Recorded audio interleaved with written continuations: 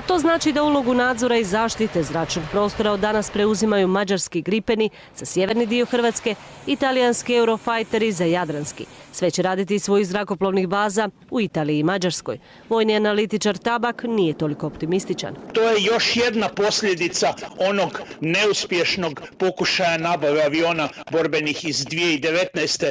kada se tvrdilo da nije bilo baš nikakve štete za Hrvatsku. Evo vidi se šteta ako ništa u potrošenom vremenu koje nas je sad natjeralo da o ovakvom poslu razgovaramo sa Mađarima, Italijanima, tkim već. Stvari koje u ministarstvu i u zrakoplovstvu nisu našli za shodno podijeliti s javnošću.